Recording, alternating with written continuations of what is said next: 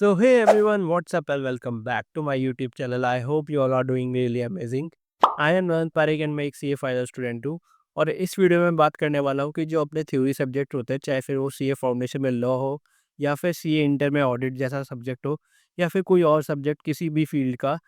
तो बहुत सारे बच्चों को ये प्रॉब्लम आती है, मेजॉरिटी ऑफ स्टूडेंट्स को यही प्रॉब्लम आती है कि जो थ्योरी सब्जेक्ट है ना, वो आराम से लर्न तो हो जाते हैं एक बार, लेकिन वो लंबे टाइम तक रिटेन नहीं कर पाते। तो वो कैसे करना चाहिए एंड क्या-क्या चीज़ें हैं जो आपको उसके लिए फ़ॉलो करनी चाहिए एंड क्या-क्या चीज़ें आपको लिए हेल्पफुल रहेगी, उसी के बारे में इस वीडियो में बात करने वाला हूँ। तो without wasting any time let's get started.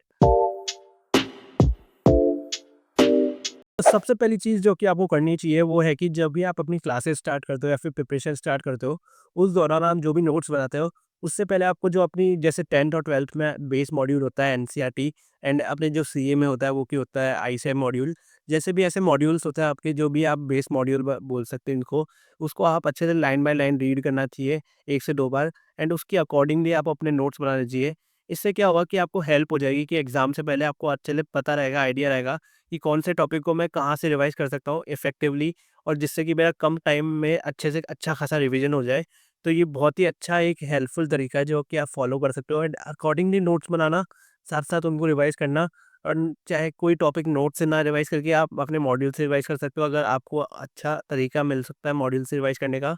तो आप दोनों तरीके से रिवाइज़ कर सकते हो, चाहे फिर आप मॉड्यूल से रिवाइज़ करो या फिर अपने नोट से रिवाइज़ करो, जो भी आपको सही लगेगा। आपका कम टाइम जहाँ पे लग रहा है, आप उस अकॉर्डिंगली आप अपना रिवीजन कर सकते हो। एंड नेक्स्ट चीज़ जो कि एक बहुत इंपॉर्टेंट चीज़ है, जो कि आपको हेल्प कर सकती है अच्छे से कोई भी थ्योरी सब्जेक्ट को लर्न करने के लिए, जो कि मैंने खुद ने पर्सनली फॉलो किया था, एक्सपीरियंस किया था अपने सीए फाउंडेशन और सीए इंटरमीडिएट के टाइम पे, जो कि है जैसे आप कोई भी चैप्टर लर्न करना चाहते हो किसी भी थ्योरी सब्जेक्ट का, उसके अंदर आप क्या कर सकते हो कि आप कोई भी टॉपिक उठा लो, उसको एटलीस्ट 2 से 3 बार रीडिंग करो, अच्छे से बोल-बोल के रीडिंग करो। उसके बाद 1-2 बार उसको बिना देखे बोलो एंड उसके बाद उसको 1-2 बार बिना देखे लिखो। इससे क्या होगा कि आपका ब्रेन है ना, उसको अडैप्ट करने लग जाएगा कि हाँ, ये चीज़ मेरे को लर्न करनी पड़ेगी, ये चीज़ मेरे को दिमाग में रखनी पड़ेगी। एंड जब आप 2 से 3 बार एक बार उसको पढ़ लोगे एंड उसके बाद आप एक बार बिना देखे बोल लोगे, उसके बाद लिख भी लोगे, तो एटलीस्ट आप 3 बार उसको कर चुके हो।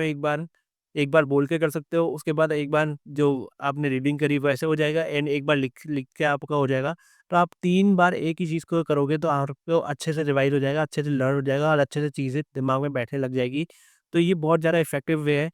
चीज़ों को लर्न करने का, खासकर थ्योरी सब्जेक्ट में। एंड ये चीज़ मैंने पर्सनली फॉलो की थी अपने सीए फाउंडेशन लॉ के अंदर एंड जो सीए में ऑडिटिंग जैसा सब्जेक्ट है और लॉ जैसा सब्जेक्ट है, उसमें भी मैंने फॉलो की थी और बहुत ही ज़्यादा हेल्प मेरे को इससे हुई थी। तो आप बिल्कुल इसको ट्राई कर सकते हो। एंड एक और चीज़ कि है ना, बहुत लोगों को थ्योरी सब्जेक्ट बिल्कुल पसंद नहीं होते एंड मेरे साथ भी यही सेम सीन था कि है ना, मेरे को सीए इंटर में खासकर ऑडिटिंग जैसा सब्जेक्ट तो बिल्कुल भी पसंद नहीं था एंड मैं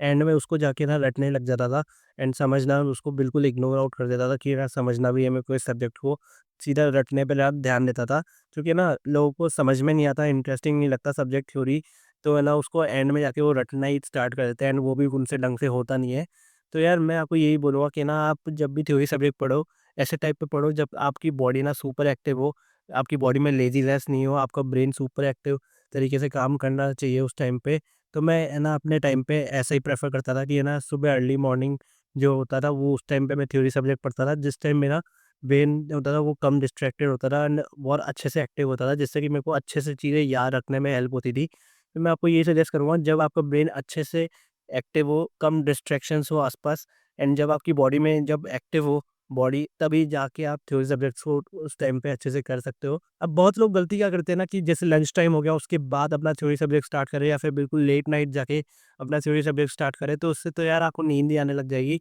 एंड अपने आप जो आपका थ्योरी सब्जेक्ट है वो बोरिंग बनता चला जाएगा, क्योंकि आपको कुछ समझ में आएगा नहीं। एंड उसके अलावा मैं आपको यही बोलूँगा कि ना आप अपना जो थ्योरी सब्जेक्ट है वो ऐसे टाइम पे ही स्टार्ट करो जब आपकी जो बॉडी है ना वो सुपर एक्टिव हो, ब्रेन सुपर एक्टिव हो, जिससे कि आपको सारी चीज़ें समझ में आए और जो आपका थ्योरी सब्जेक्ट है वो एक इंटरेस्टिंग सब्जेक्ट में कन्वर्ट होता चला जाएगा। एंड अगर अब मैं बात करूँ नेक्स्ट सजेशन की, तो मैं बोलूँगा कि आप जो अपने नोट्स होते हैं ना, जो कि आपने इस प्रिपरेशन के टाइम पे या क्लासेस के टाइम पे आपने बनाए होंगे, उन नोट्स को भी एक शॉर्ट नोट्स में कन्वर्ट करना चाहिए आपको मेरे अकॉर्डिंग। ये मैंने खुद ने पर्सनली ट्राई किया था अपने सीए फाउंडेशन और सीए इंटर के टाइम पे और बहुत ही ज़्यादा हेल्पफुल तरीका है। अब आपको करना क्या है कि है ना, जो आपने नोट्स बनाया है, फेयर नोट्स आपने जो बनाया है क्लासेस या फिर प्रिपरेशन के टाइम पे, उसमें से आपको सिर्फ कीवर्ड्स को आइडेंटिफ़ाई करना है एंड उसको लेके अपने शॉर्ट नोट्स को तैयार करना है। मैं यहाँ पे लगा भी दूँगा साइड में कहीं पे कि मैंने कैसे शॉर्ट नोट्स बनाए थे। उससे होगा क्या कि है ना आपको जो एग्ज़ाम से पहले ही टाइम मिलता है थोड़े बहुत दिन का,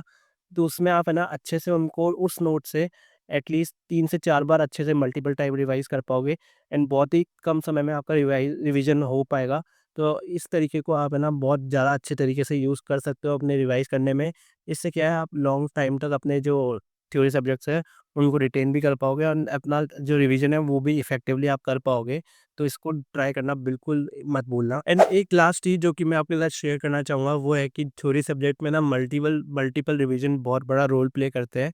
एंड ऐसा मैं क्यों कह रहा हूँ कि ना जैसा कि आप आज कोई टॉपिक पढ़ते हो, उसको नेक्स्ट डे जब भी आप पढ़ाई स्टार्ट करोगे, उससे पहले मेरे अकॉर्डिंग आपको 15 से 20 मिनट उसी टॉपिक को रिवाइज़ करना चाहिए जो कि आपको पिछले दिन पढ़ा था। उससे होगा क्या कि आपको उस टॉपिक का रिवीजन भी हो जाएगा एंड जो आगे आप पढ़ने वाले हो, उसकी एक अंडरस्टैंडिंग भी रहेगी कि मैं आज आगे क्या पढ़ने वाला हूँ, तो आपको वो आगे का टॉपिक भी अच्छे से समझ में आएगा एंड यही चीज़ आपको रेगुलरली बेसिस पे फॉलो करनी चाहिए। तो ये है कुछ 4-5 टिप्स या फिर सजेशंस कह लो, जो कि आपको ध्यान में रखनी चाहिए अपने थ्योरी सब्जेक्ट्स को लर्न या फिर रिवाइज़ करते टाइम, जिससे कि आपको हेल्प हो सकेगी उनको लॉन्ग टर्म के लिए रिटेन करने के लिए। तो इस वीडियो को रखते हैं यहीं तक एंड आपको कोई भी और टॉपिक पे वीडियो चाहिए तो आप कमेंट करके ज़रूर बताना, मैं उस पे ज़रूर वीडियो बनाऊँगा। बाकी इस वीडियो को रखते हैं यहीं तक, बाकी मिलते हैं नेक्स्ट वीडियो में। Thanks for watching.